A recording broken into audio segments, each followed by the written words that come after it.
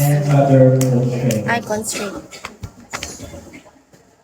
So, ano gabi sa mga government? Ay, di ka ng produkto pwede gamitin na. Are you agree with that? Yes. Pero may produkto na di pwede gamitin na di kaya mo gamit, no? Yes.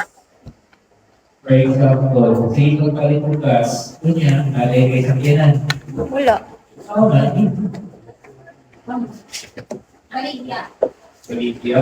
Ipalit para yan. Pwede ko siyang business na.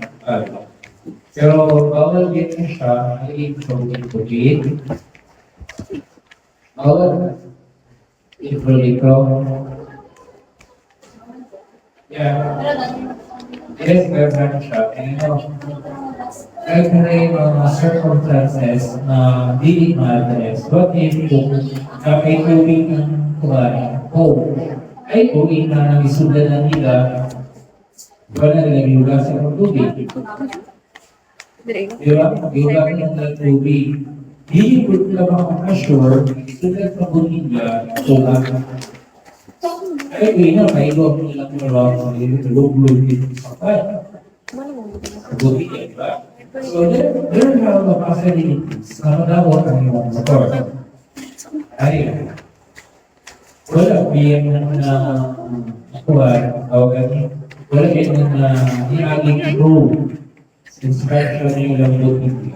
Meaning to say, na pabili ang po sa student.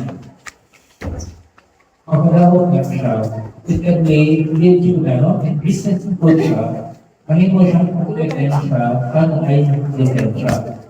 Ano? Nakabantay ko, di ba? Alam ko, na ay mga ibang kasalatan sa sugar because walay business permit. Mareklamo ang mga legitimate permit. Okay, for page 20. 1. Learning goals and target.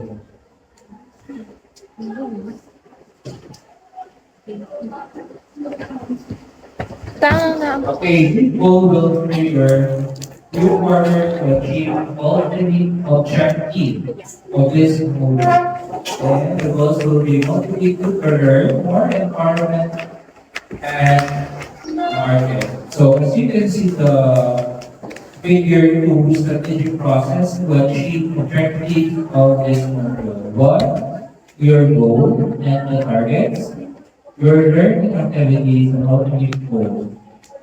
So, product development. Can you give ang video?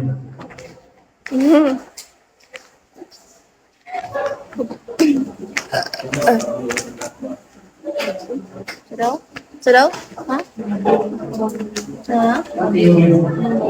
When we talk about developing preparing for making you Kaya na ikaw sunod. so Kaya na ikaw sunod. go by Mas mandali ka na. enterprise, the kids and students.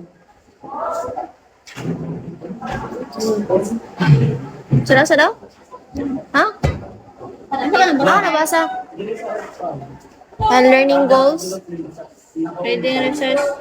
Product development? It's based on its presentation or formulation and learning you have satisfies and you will define what or is. Sir, mana?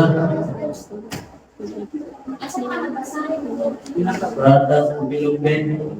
No. It's one city. It's on the center.